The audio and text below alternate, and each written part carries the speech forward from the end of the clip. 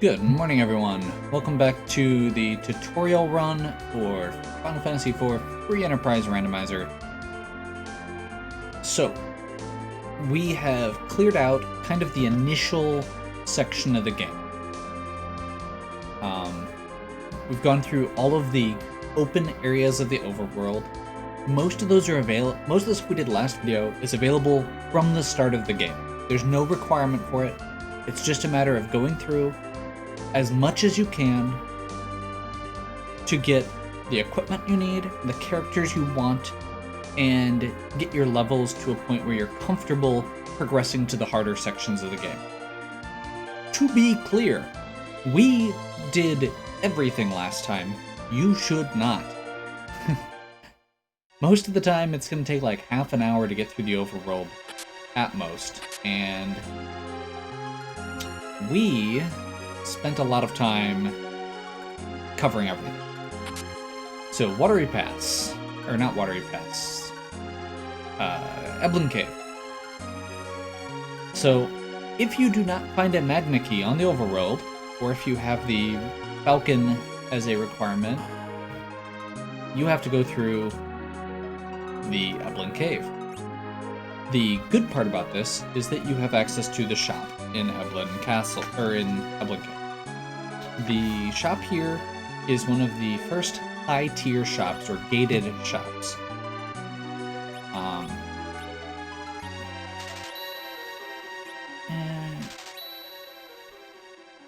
Which is generally a good thing. It means you can have access to a lot of cool stuff that you might not otherwise get. It means you might get access to some stuff earlier. We've just found a Murasame, so we're going to put that quick. And clear out some space in our inventory because we are super overstuffed here. So at this point, we can start getting rid of stuff that we don't need. I'm going to actually go to this pen, and we're going to get rid of those fire arrows. We're going to get rid of the lunar staff. We've already backrow glitched Edge, so we're going to go ahead and get rid of the full moon.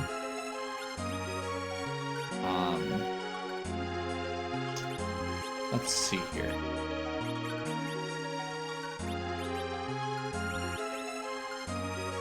I'm kind of running into a little bit of a problem here because of the fact that I'm intending to switch characters out later, but maybe that's not the best plan for this. Maybe I'll have to do a separate mage run, because the strategies that you use with Palampora, Meridia, and Rosa are so different than you would if you have this physical beatdown god party. I think we're gonna get rid of... Let's double check our equipment here, because I'm pretty sure, yeah. Okay, so we're gonna give the glass helm to Kane here. The glass helm is the highest physical defense helmet in the game, but it has no magic resistance. It's not great for the end of the game, but it's good early game. Edge has a bandana. Sid has a headband, which is decent, but I think we're going to give him the Dragoon helm here. And Cecil has a bandana. So with that out of the way, we should now be able to sell this. Pack clocks, we're not going to use Yang. Diamond. Iron. I am not terribly well organized here, so we are taking a lot longer than we should to do this shopping trip. Oh, whistles don't do anything. We're keeping the ether because Fusoya has low magic points, and Cecil already has a crystal shield equipped, and he's the only one who can, so we're going to get rid of this second shield. So yeah, Bacchus Wines, Berserk your party. Somewhere in the... Getting 2 or 3 of them, if you've got a few physical characters, is good. 5 to 10 is usually great if you're planning on using that as a endgame strat. And now that I've got all that money, I'm gonna sell some more. Hourglasses cast stop on all enemies. If there are if there are enemies that are not tied to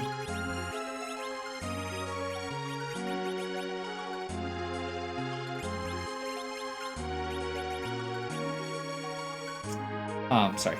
If there are enemies that do not have boss bit, so most of the guards we fought and such, those enemies can stop cast on them. We're actually going to use these apples to get Fusuya's health up.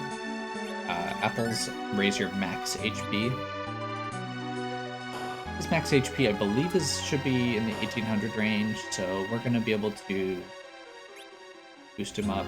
Ninja helms are actually very, very good. It's very similar to the headband or the bandana that we're using, but it gives agility.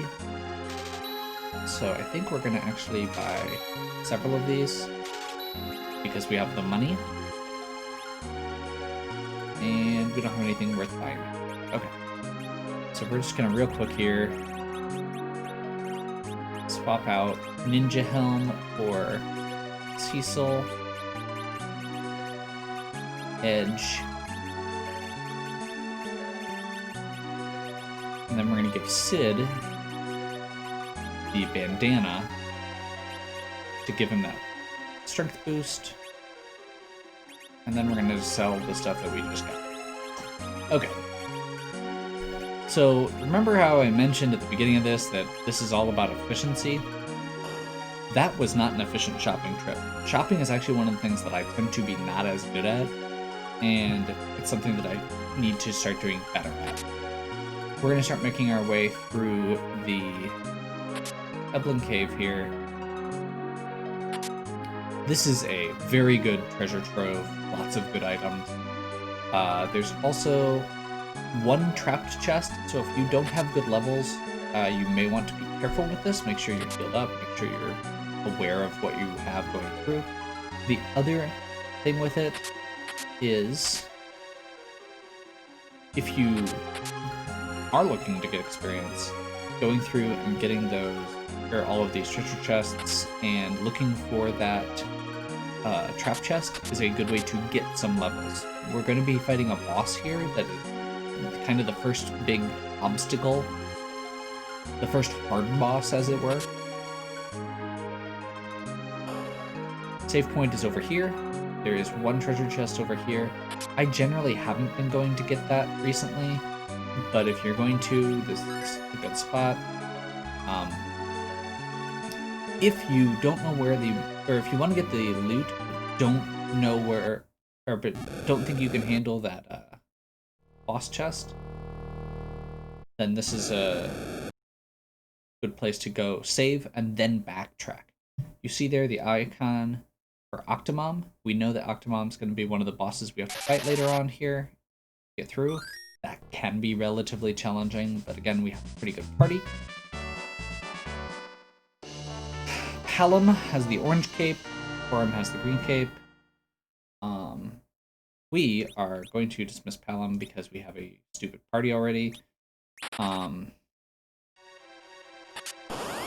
we knew this was going to be the monster chest. This is 2 Stalemen. Blizzard Spear. Crazy Beatdown.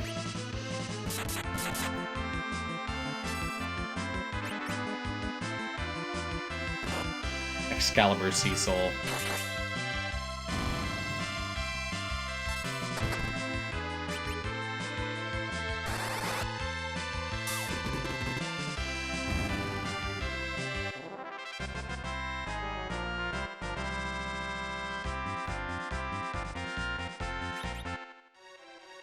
So I am gonna just say, as we're going through this, I am intentionally over-looting.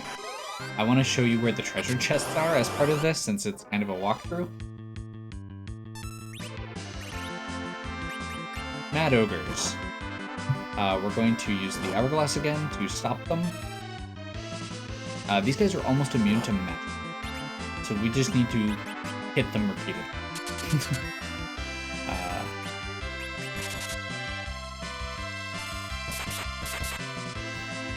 Let's see.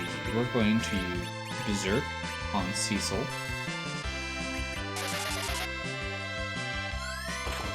And then just kind of let him do his thing.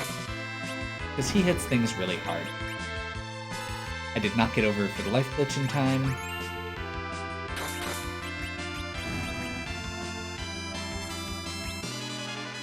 Berserk in this game is really broken because of how inputs work. So basically, we want to get the life glitch off while Cecil starts the animation to move.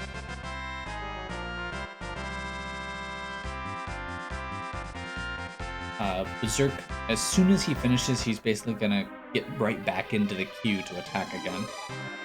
As soon as his speed is up, which should be really quick. So,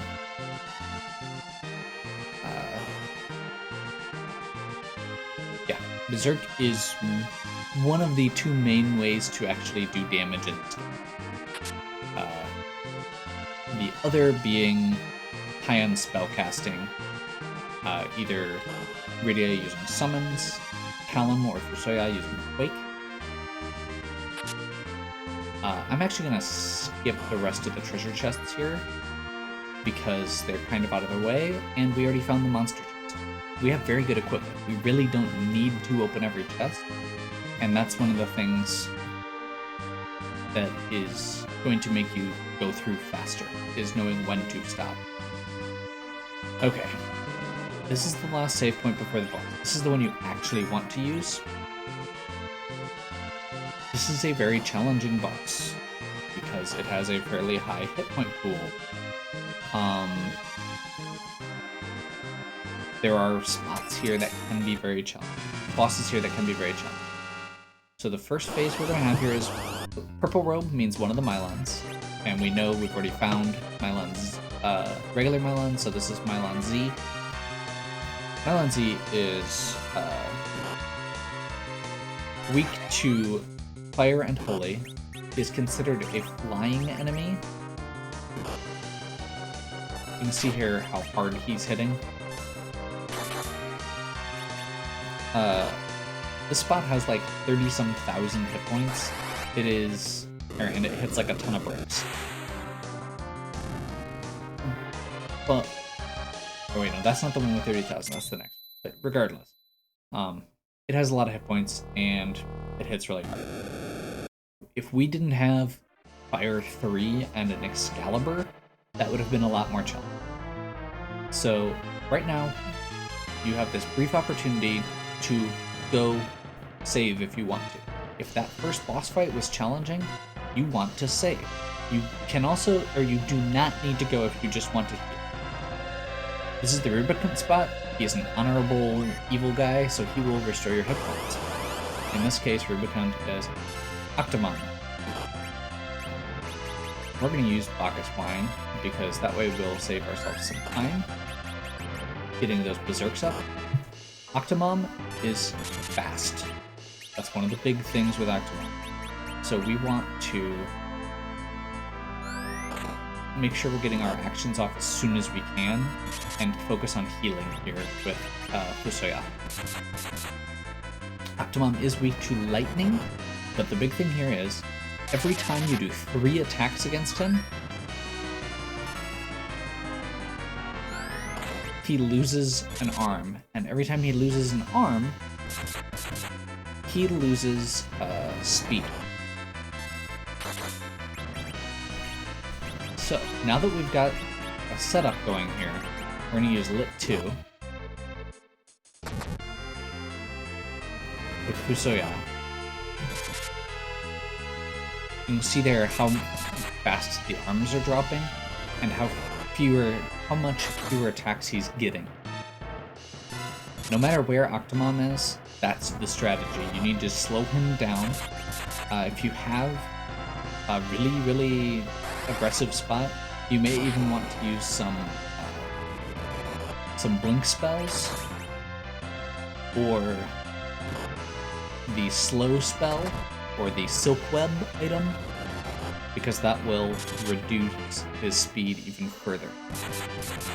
Getting his speed down, protecting your party from physical attacks, keep up on healing. He's not a hard boss, unless he's in a very fast spot where you don't have time to get him weakened. There's a very slight increase in the speed of the dissolve effect. If you pause and then use the runaway animation, it eats up the animation, which makes the other one skip frames, basically. It is negligible, but it is a habit I've gotten into from watching tournaments. We just got Nuke. And Cure 4. So Fusoya is now set for endgame. Okay. From here we continue on. There's a pitfall. You can retreat up to that point. Once you go through that, you're past the threshold. So if you had items that you wanted to get or anything like that, treasure chest, if you want to go back and fight the Mad Ogre chest, you have to do that before that pitfall, I believe. I know that the little star icon lets you go back. I think it takes you back to the entrance, though. I could be wrong. Usually you don't need to go back at that point because you have the Falcon now. Hey, by the way, this is where the Falcon is. And that is the first of our objectives. So, at this point,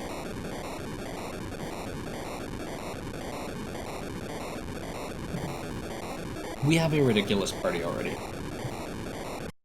My initial intention here was not to do, or was to kind of rotate through characters as we went.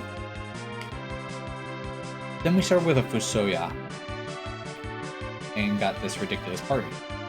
So I am going to proceed. So we're in the underground now. There's a few areas here. There's a town here, Dwarf Castle over here. The smithy is down here, which we'll use to turn it in. And then there's a couple caves. Sealed Cave, which you need the Luca key for, which we have. The Summon Monsters Cave, and the Sylph Cave.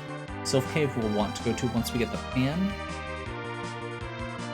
So a lot of times the first place you go is Summon Monsters. However, our inventory is stupidly full. So we're going to go down here to Tomra first. Tomra has a couple important things.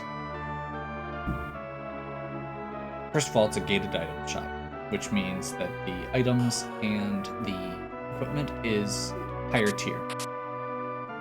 There's this little treasure room back here that has a bunch of good stuff. Hand and portable tool mechanic. Second thing is Job Dwarf. The faster moving dwarf down here is the Job Dwarf. In the original game, he is a farmer, even though we are in a barren waste of the underground.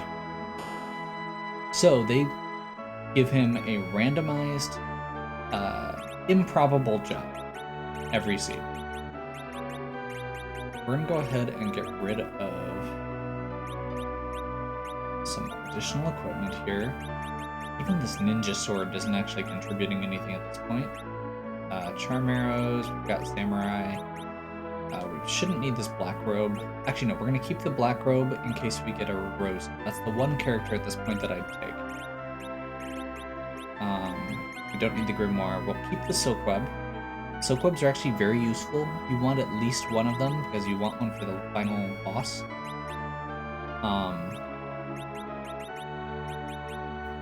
Wow. When you get to the point where you're selling ninja helm and bandana. Okay, we're gonna double check Kane's shield quick. He has a dragoon shield on, which is fine. And I can't remember, I don't think the other characters can use the diamond armlet. Yeah. So you can see there who all can use them. I think none of our characters that we're using except Edge can. So we're gonna go to Edge. We're gonna have him equip this diamond ring. And Fusoya has the rune ring, which is better. Okay. And then we're gonna give Cecil that silver armlet that Edge was wearing originally.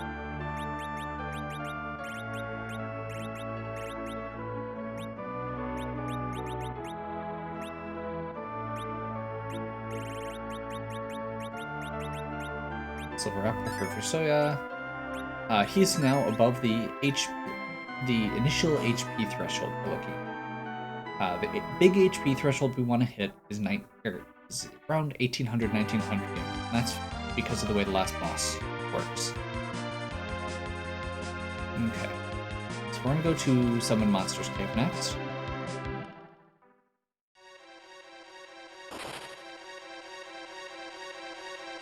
We are not going to loot along the way here. Technically, we can. There's only one treasure chest. I'm going to kind of slowly walk towards each of the treasure chests here so you can see where they are. There's one trap chest here. However, because of the fact that there's all these damage tiles, you generally don't want to fight that, or to do that fight. So you go down here and around to get to these ones on the side. And then all the way up here for the last one. Once you go through that teleporter, these chests are safe. There is no trap.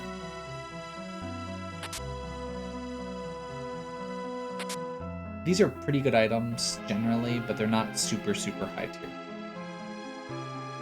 The ones in the cave are actually higher tier. Okay, so you have to exit and go back in to get this free item here. Another Excalibur, wow.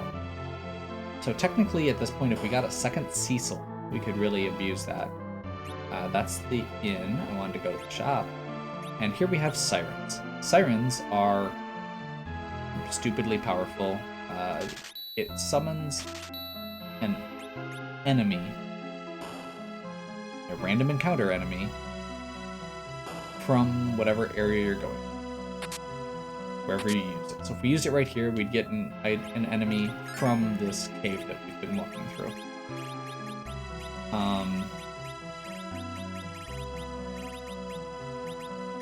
We are going to use these to level up.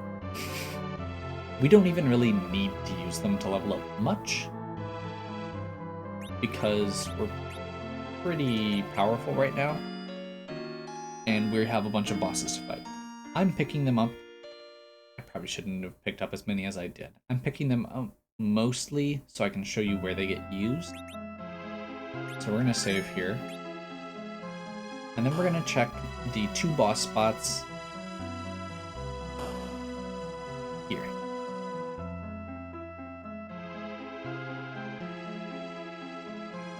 Okay, so first one is Baigan. Baigan is kind of nasty. I think... Let's do like a little rearrange here. We want to put his more useful spells up towards the top, so we don't have to sit and look for them.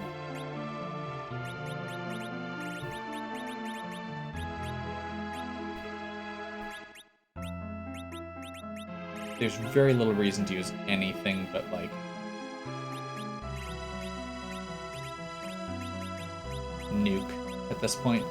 We don't have Quake, which is actually a little bit of a problem for beating Baigan. And then we've got this moon boss. This sparkle icon can be any of the bosses from the moon area. There's, I think, 5 of them. And these bosses are all pretty scary. And fighting them in the queen spot is actually probably going to be bad. We're going to try it. At least see who it is. Ogopogo. Okay, Ogopogo is not the worst boss that we could find, but he hits pretty hard. And he has this special effect that is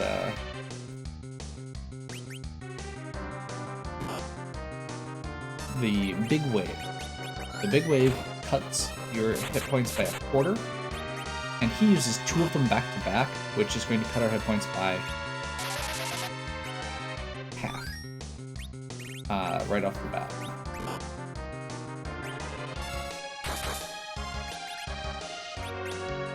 So I think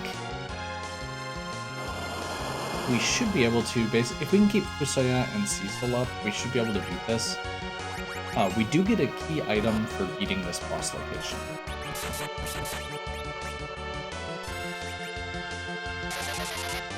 So Ogopogo, the big trick here is he counters a bunch of your stuff. He hits really hard, but you just want to use physical attacks. Physical attacks and healing. He mostly uses physical attacks as well. Like I said, Big Wave is just a straight percentage damage. It does half of your total hit points every time.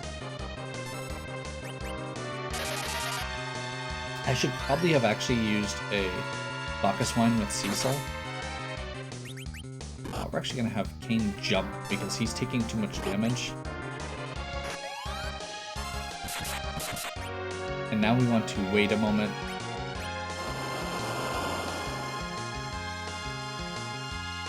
You see there, that was only one big wave, so it only did a quarter health instead of full amount. So this spot has 31,000 hit points. It's a much higher rate than a lot of the places we've been to so far. We're going to try and keep Kane in the air. He keeps getting killed. Fusoya's almost out of magic, which is the problem with Fusoya versus other healers and why we would consider taking Rosa at this point.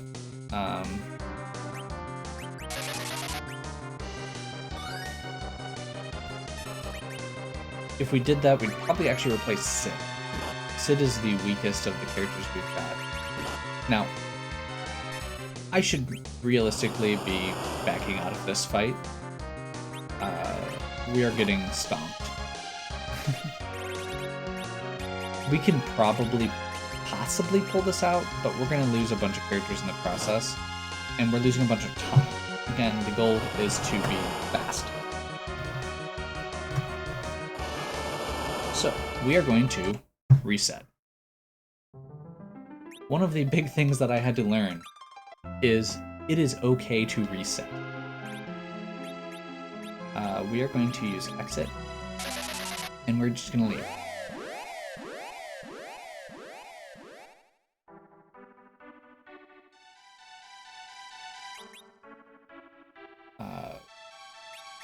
Let's see. So what we have available is Luca Key and Darkness Crystal still.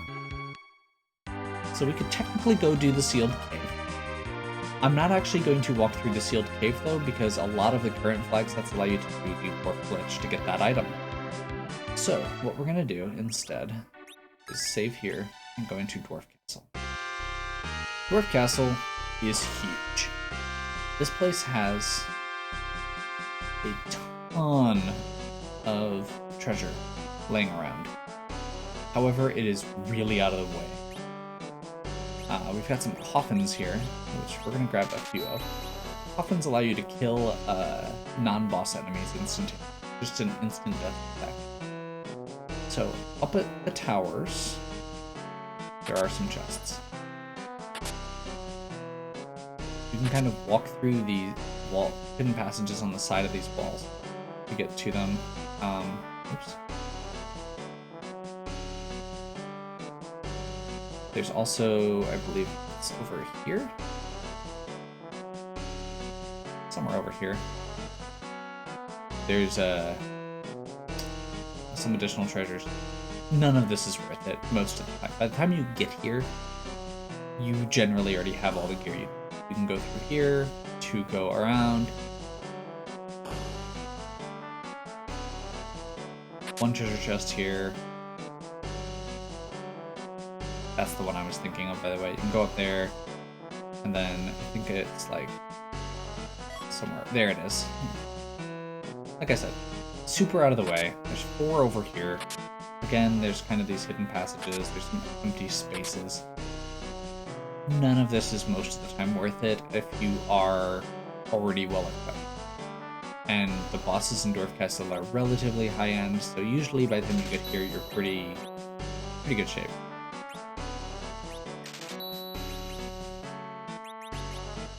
I'm gonna grab a Gungnir Spear.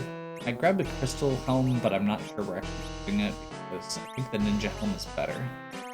Agility is really important, and strength boosting is really important.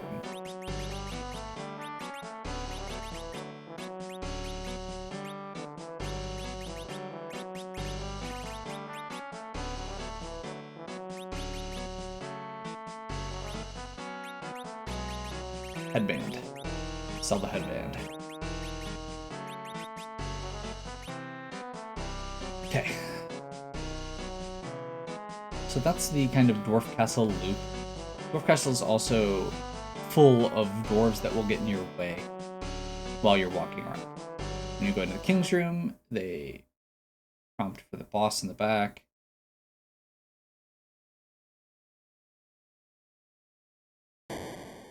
One of the reasons to put this section off is because there's so many cutscenes involved.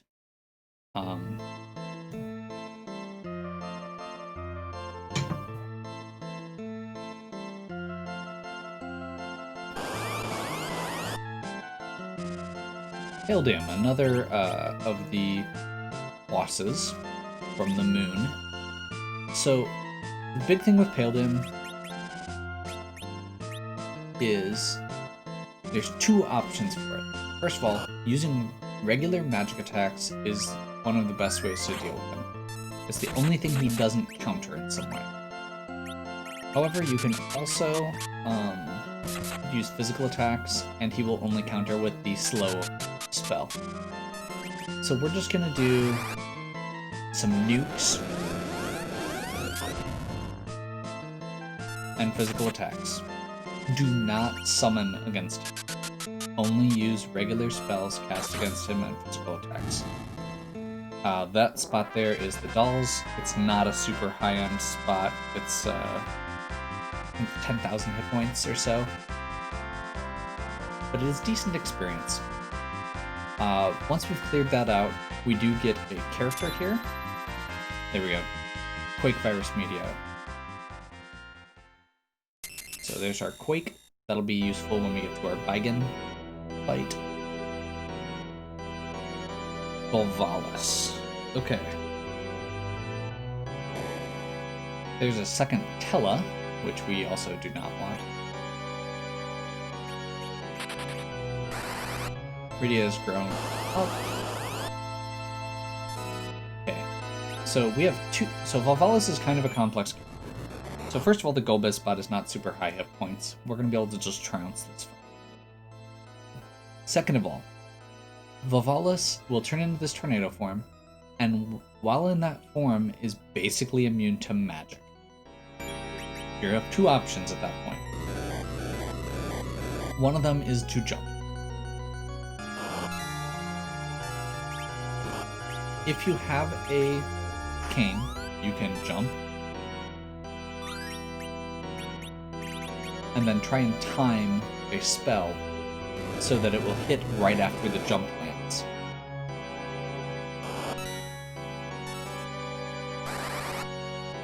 There are also a few spots where Volvalis can be hit by nuke.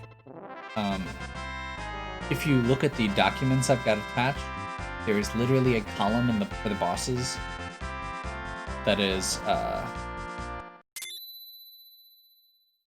which spots you can use magic against Volvalis and which ones you can't.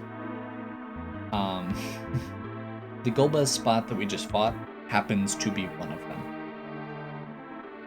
Generally, the best way to do that is just use put your highest hitting character in the center spot, berserk them, and then just wait. If it's a lower end spot, just physical attacks. If it's a higher end spot, just exactly what I said. Heal up whoever she uses weak on. Make sure that you don't let that get too far.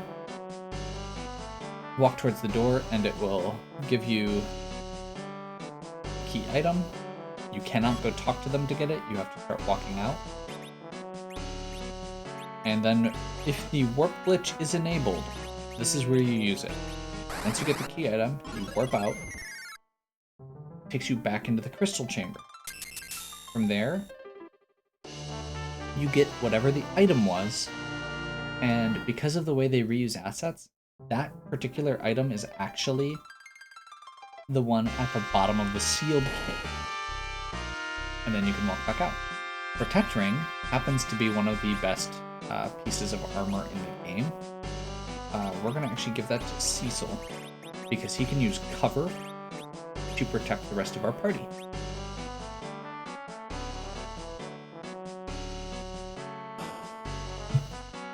Okay. So those are the two fights for two boss fights for Dwarf Castle, as well as the Warp Ledge. Just use the warp spell there, it gets you whatever the item was in the Sealed Cave. The Sealed Cave is very long.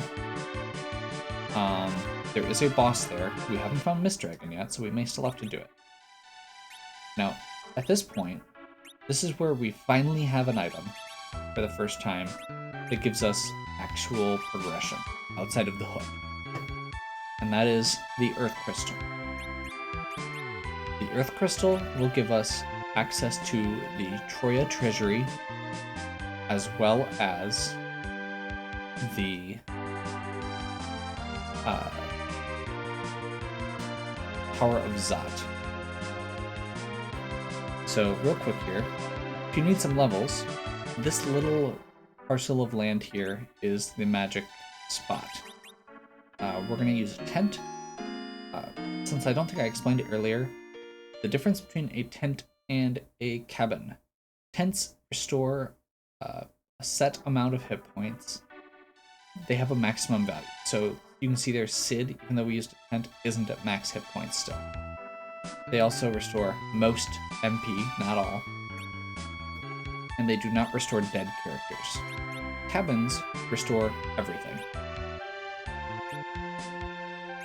So we're going to use a Siren, and that's going to give us an egg. These eggs have 1,800 hit points. If you do not kill them in one hit, they will hatch. We're going to use a coffin.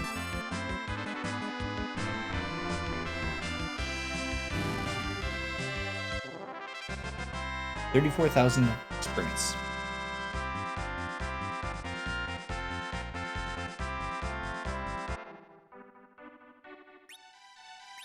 These characters do not need these levels right now.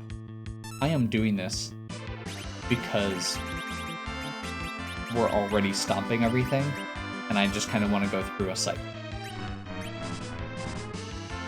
A lot of times the best way to go through this is using an Artemis bow, which we have, Artemis arrows, or a Dragoon spear, or a Dragon whip, because all of those items are strong against dragon enemies, which the egg is. If you can't kill it in one shot, the other option is to use hourglasses. So at this point, we're going to go ahead and go back to the surface and check the Earth Crystal spot.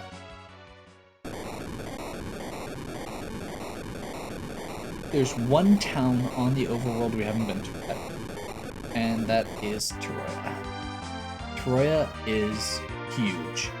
It has tons of shopping opportunities. It has a bunch of key item item opportunities. It is just a really good spot to be.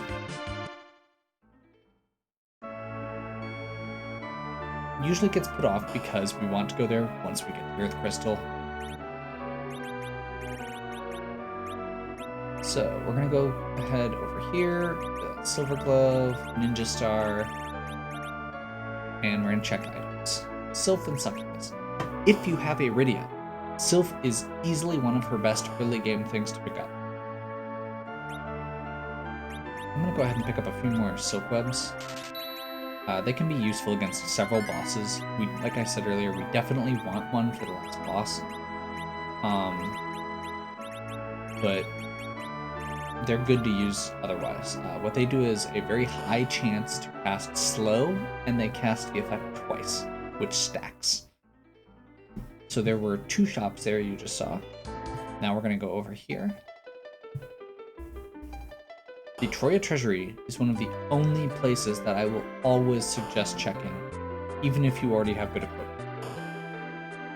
Maybe, if you are, like, completely kitted out, you can skip it. If you are ridiculously kitted. But there's a chance to get any of the best gear here. Zeus Gauntlets, Avenger. Okay. So we just got a bunch of good stuff. So first thing we're going to do, we're going to unequip Kane's shield. And we're going to equip the Avenger. So the Avenger gives you boost to Strength, Agility, Vitality, and cast Berserk. This is really, really good.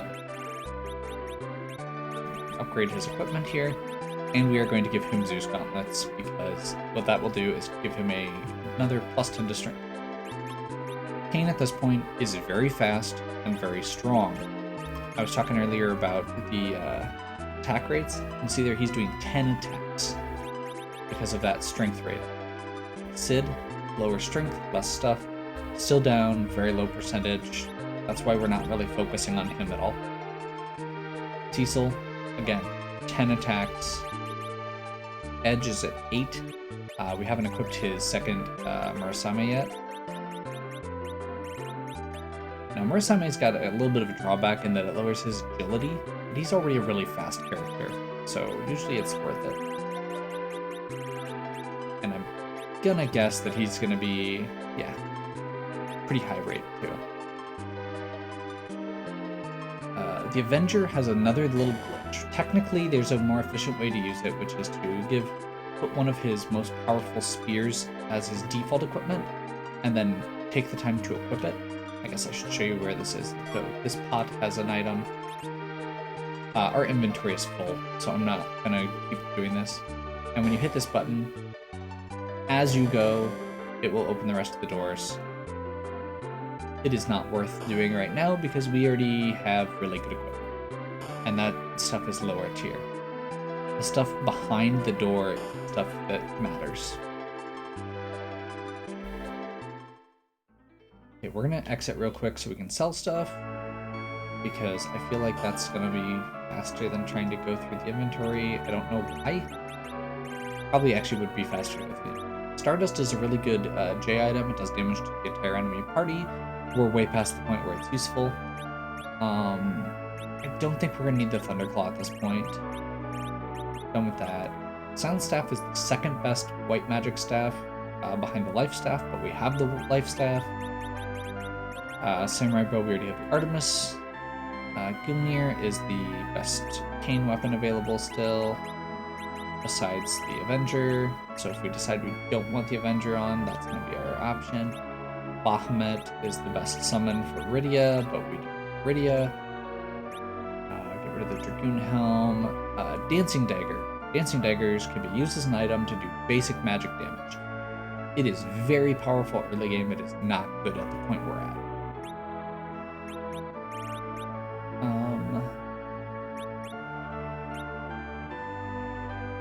We're not going to be using the Heroine Robe. So Heroine Robe, you can see there, plus 15 to Strength, Agility, Vitality.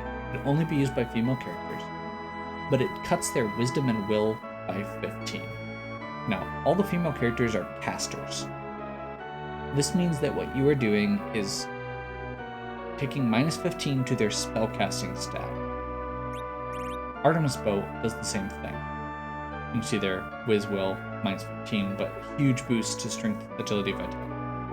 What you can do with this, if you have a secondary healer or multiple female characters, you can make one of them very powerful by giving them the Heroine Robe, the Artemis Bow, and then just watching them go. We're probably not going to be doing that. Actually, I think I'm just going to get rid of the Artemis Bows too. We'll keep running out of space. Is that a second Life Staff? It is. Okay. So we're going to sort it. We're going to use this gold apple on... I don't think Fusoya even needs it at this point. On Edge. Because he's got low HP out of the characters we have.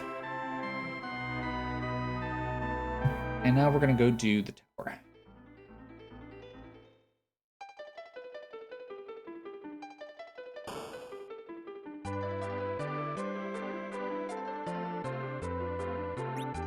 So, Tower of Zot. You can go through part of the Tower of Zot without having the Earth Crystal. However, there's very few circumstances where you want to do that. Namely, the Mist Dragon could be there, and if you don't have a way underground, you could have... it could be required.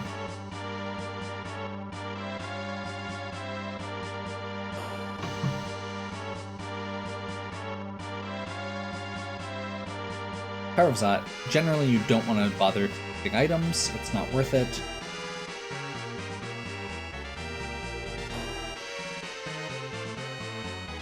The items here are super out of the way and there are trap chests, so unless you need to do a little grind, it's not worth it.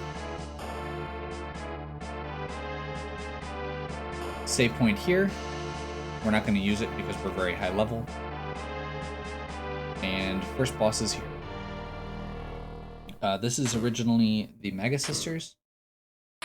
Golbez here is interesting. So Mega Sisters fight, we're going to be at around 10,000. That's a problem.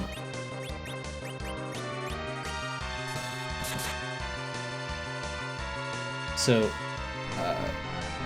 we have to let Golbez talk before we can attack him. Kane with Berserk keeps jumping into the queue, which prevents Golbez from actually talking. So we had to kill him with it, and that was the fastest way to do it. He would have talked eventually, but it would have taken a very long time.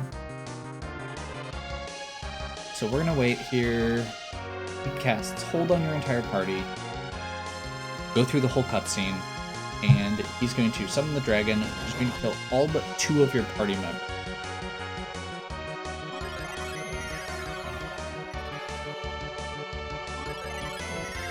If you know that this is the boss, one option you can do is to prevent all of your other characters from getting killed.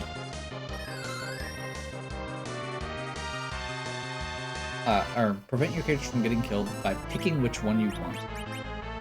You can do this by just getting into a random encounter, killing all of your party members except one.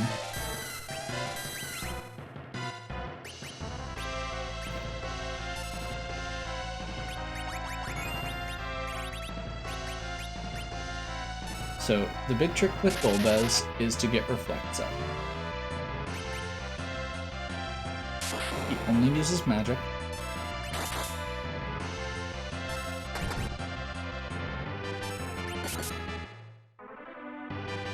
So if you have Reflects up, he's just going to reflect spells at himself, protects your characters, and go from there. Not super concerned.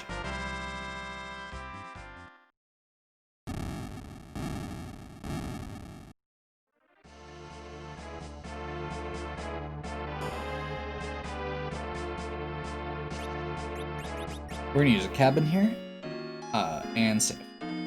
If there is a really bad boss at the back end of this, or if we just get caught off guard by a wyvern or something like that, we could be in trouble, and I don't want to sit through the cutscenes again.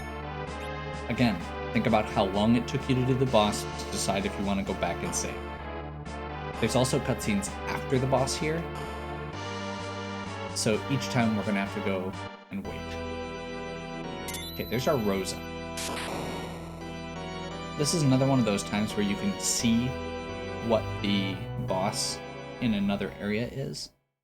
That's that Volvalis that we fought already. So you go over here, the Rosa, and she's going to lead us in to see who the other character is.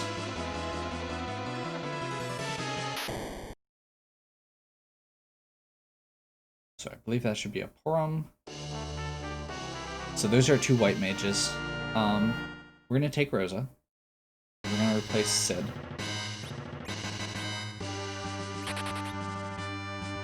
And then we're gonna get rid of, or we're not gonna take Porum.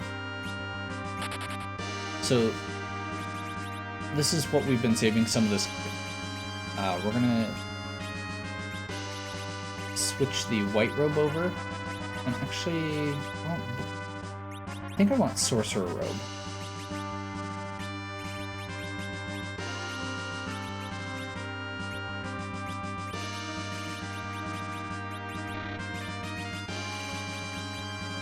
Life Staff. The Tiara is a black magic boosting item, but it has huge defensive stats for Rosa. White Robe.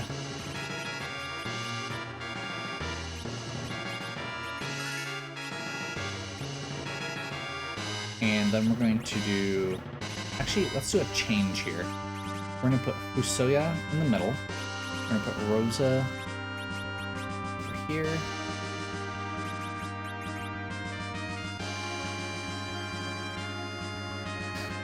So, one of the big things I haven't talked about is agility and the way agility works. Your center character determines the relative agility for the party. There is a flag that changes that, called vanilla agility. And the vanilla agility makes Cecil automatically the person that it uses, which is the way that the vanilla game works.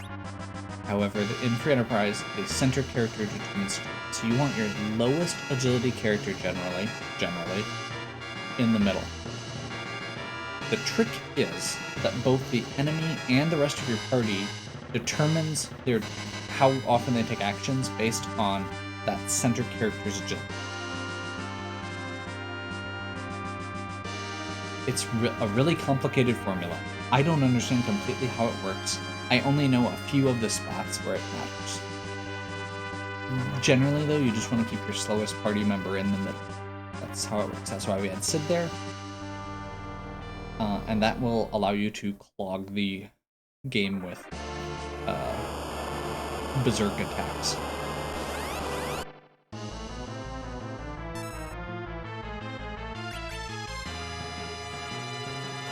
So this spot is normally Valvalis. It has like 9,000 hit points, which we are going to burn through like nothing.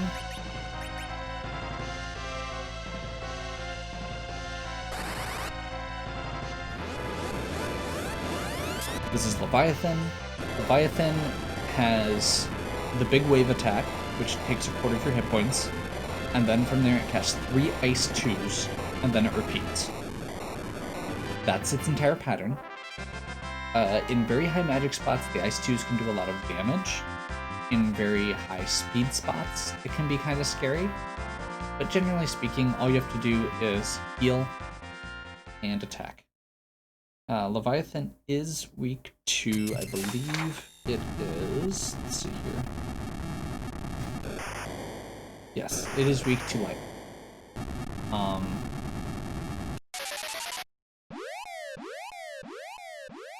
Not the end of the world either way. So we go finish the Tower of Zod, we get our key item, which is the Crystal Sword. Not actually a key item, but Cecil's best sword. So Cecil's already hitting for obscene amounts of damage. And what we're gonna do now, you can see the difference there. So Excalibur, strength plus 10, 160 attack. Crystal Sword, strength plus 15, vitality plus 15, will plus 15. Will is both white magic and magic resistance. And 200 attack. Most powerful weapon in the game, excepting the spoon. And we just wreck everything now. So we still don't actually have a lot of areas to go to. I'm gonna go ahead and we're gonna do Sylph Cave next, I think. So there's 2 spots on Earth that we've got left. Plus so technically you can do the front half of the tower without having the key. We prefer not to do that. Technically, we can go in here and do the Sylph Cave without having the pan, but we'd prefer not to do that. So that's kind of where we're at, is a bunch of places we'd prefer not to do. We can also do the 2 boss spots that I'd mentioned earlier in the Fade March, which is Baigan, and we've gotten a few more levels, we've gotten some more equipment. We could probably take that Ashura spot as well, the Ogopogo. So when you get down here, you go talk to Yang, you choose anything but the pan, and it will just do nothing. If you have the pan, you get an item from the Sylphs, and then you also will get 2 more items from his wife. If if you don't have the pan, you just go talk to his wife and you get an item. That's all it is.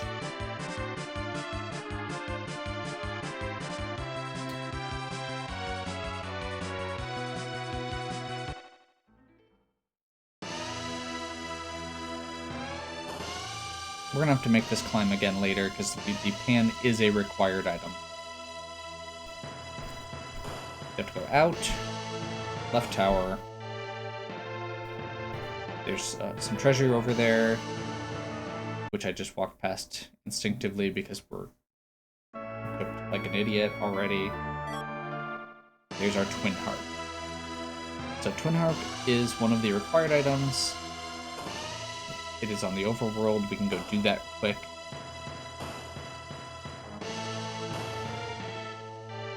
Make sure if you are doing this check early that you go check those treasure chests on the way up to Sheila and the pots in that room. There's 2 pots and then the treasure chests.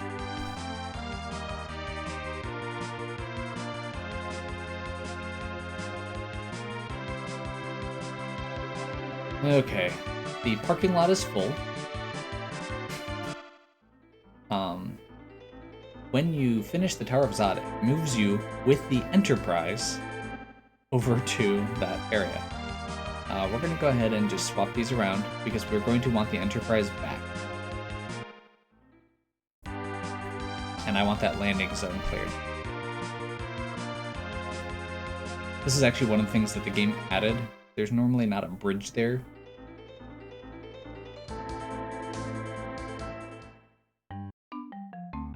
Okay, Chocobo Village. So Chocobo Village, there is a spot over here with a treasure chest. It is a fairly high-end treasure option because it's so out of the way. However, it's very out of the way.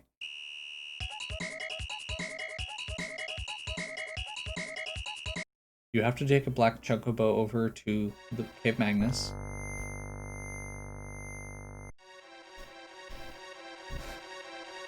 So this is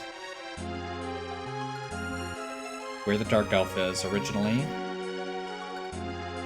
The big trick with this area is, so first of all, when you get to the bottom, you have to fight the boss. If everybody in your party is wearing a metallic item, it will paralyze your whole party, which is what you want. Because you need to go through this first cutscene fight. And it takes some time.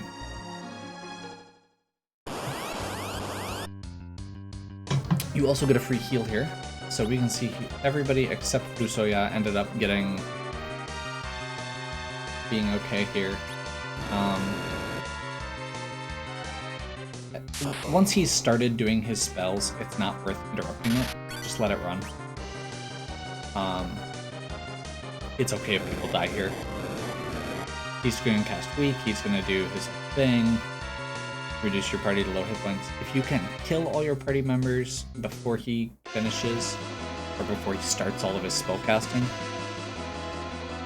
or have all of them with metallic gear beforehand, then you can prevent that cutscene from happening, basically, because it'll instantly just end the fight. From here, we get the music. Music is one of the things that gets randomized. They created a MIDI harp version of a bunch of different songs.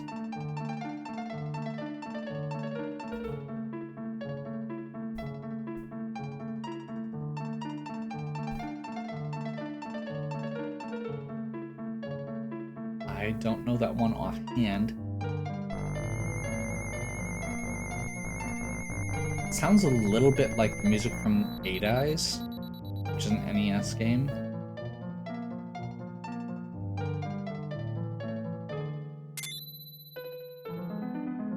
Power of Mages from Final Fantasy II. Okay. So Japanese Final Fantasy II. We're gonna go ahead and jump in. Now he changes into his troop, which in this case is the Magnes Sisters. So, real quick. Magnes Sisters. Sandy is in the back. She casts Wall on Cindy. The other thing she does is once Cindy is gone, she will cast Charm on your party member. Cindy, in the middle, does a physical attack and is the highest hit point of the sisters. She will also revive the other sisters if she gets dropped, or if the Sandy or Mindy get dropped. Mindy will cast a spell off of the wall on Cindy and bounce it onto your party.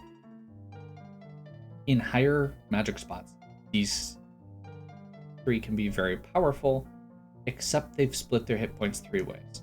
The big trick is to focus on, in a high magic spot, you take Mindy out first and then focus down Cindy.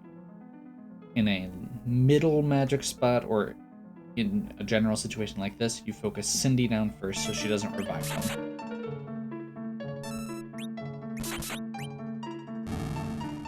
This is also a low hit point spot because it's on the overworld.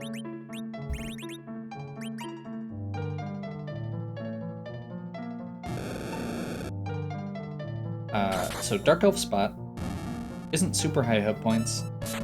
It's one of the higher end ones on the overworld, but nothing too terrible. The big thing is, it is almost entirely immune to magic, so you cannot use magic reliably here.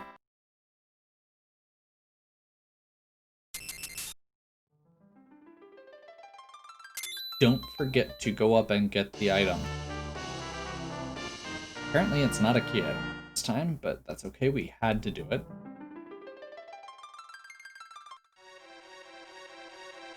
So Masamune is Edge's other awesome sword. So slightly higher base attack, does not have the strength boosts, but you can see there the Murasame reduces agility and the Masamune increases agility. So this actually balances out a bit more.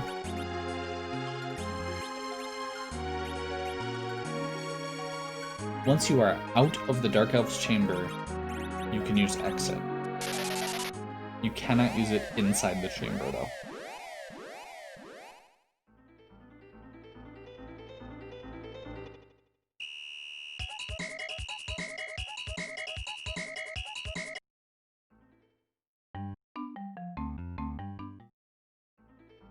Okay, so from here, we're going to go...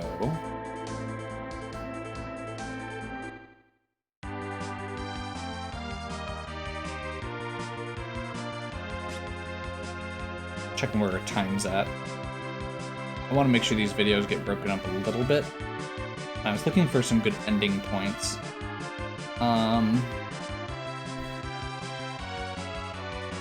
So there's 2 options at this point. One of them is to go through here. What do we have left for our objectives? Trying to Babel. We're still looking for the for the Legend Sword, and we need the Pan.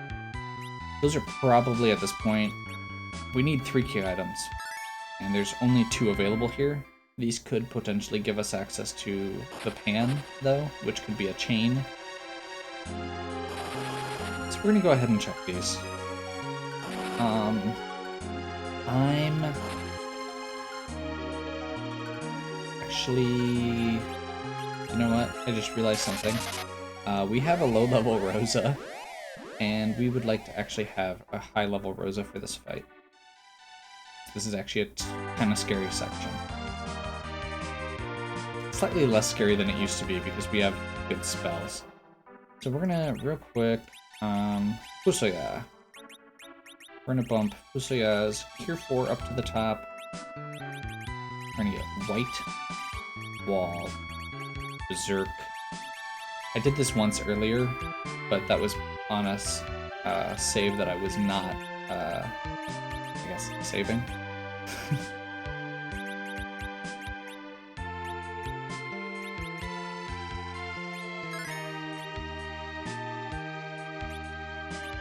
One other important thing to note. When characters, like in this case Rosa, are less than 5 levels lower than the middle party member, So in this case, that would be the level 36 Cecil, is the middle. They will get double experience. This means that when we do this fight,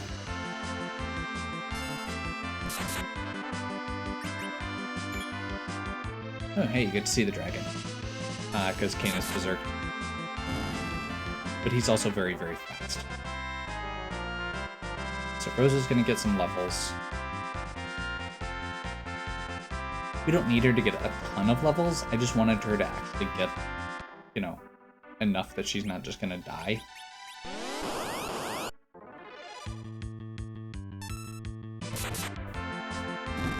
And just that is enough for Kane to now be able to one-shot them.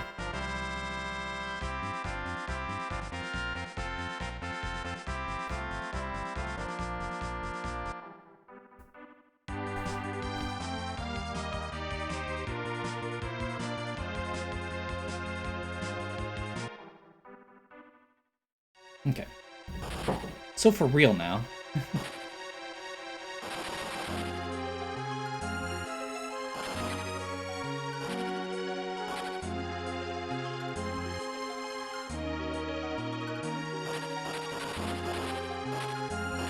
We are going to try and just do these two fights, and I think that's going to be a good breaking spot, because that is most of the underworld areas, kind of the second phase, I guess, and some of the gated places that we didn't do the first time in the overworld, Zot. So next time, basically what we'll have left is the Tower, Baron, and the Moon. I think.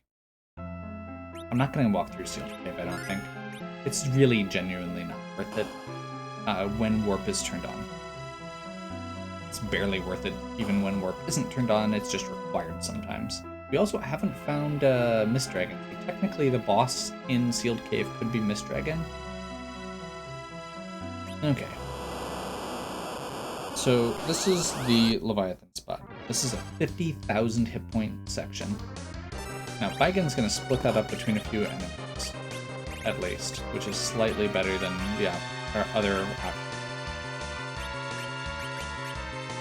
We're going to start off with a Silk Web, because this is a really scary spot. Then we're going to cast Quake.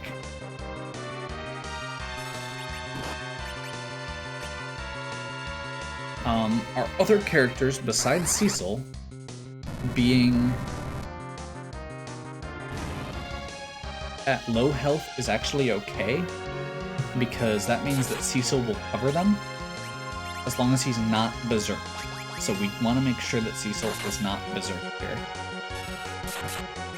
We are going to go ahead and do Pure Force. Probably didn't necessarily need to do that now that I'm thinking about it, but that's okay. Because the one person who actually wants it isn't able to get it. Oh well.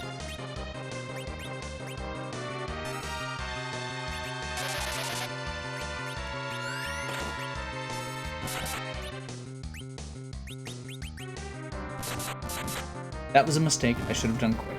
So, the trick with Baigen in lower end spots is just to remove or focus on the body and then kill the arms. If you've got J items, like the big bombs and stuff, those are great for him.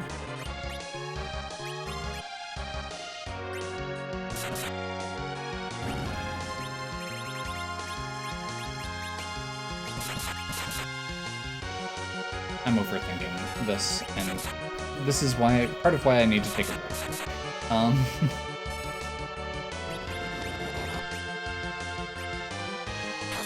So yeah, basically your general goal is to keep AoE focus down so that the arms don't, or keep getting taken out.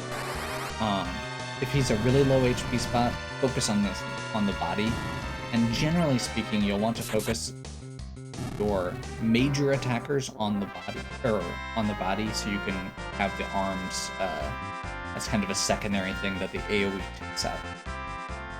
The other problem with him is that he casts Wall after you've cast one spell on him. That's not what we wanted. Life Staff. We already have 2 of those. So yeah, the other thing with him is he casts Wall after you cast any spells. So the reason I started with that Silk Web is because after that, he would have reflected the slow.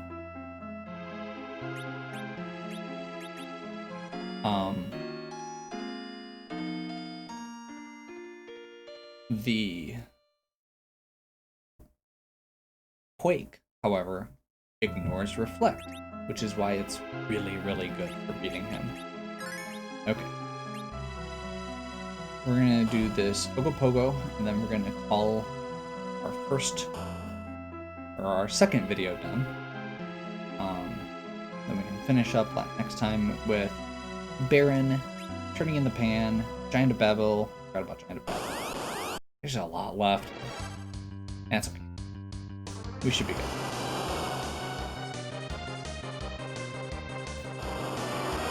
So Ogopogo is gonna do a bunch of waves.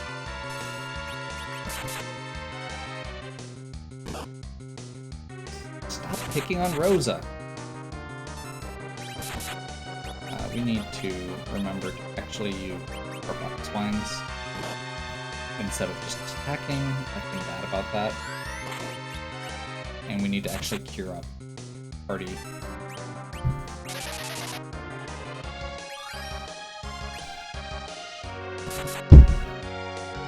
That was a noise from upstairs. Not sure if you heard that.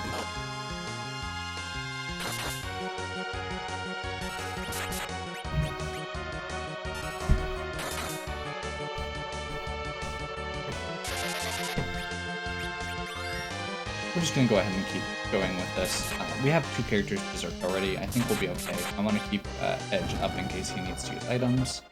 And there we go. Again, a few levels was really all we needed from last time. A few levels and a little bit more power from those items. Artemis Bow. So neither of those was progression.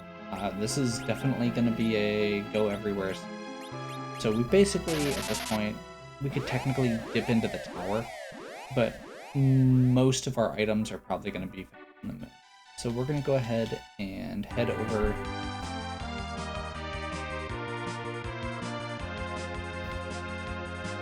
to Cydia, and that is where we will sit.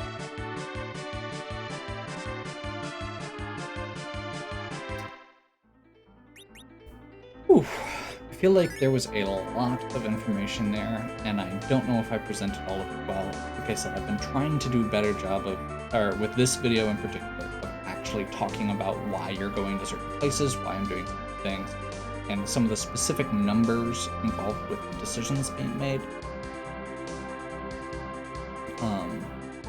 If you do have any questions, make sure you ask. I'll do my best to answer. There's also going to be resource guides posted in the description.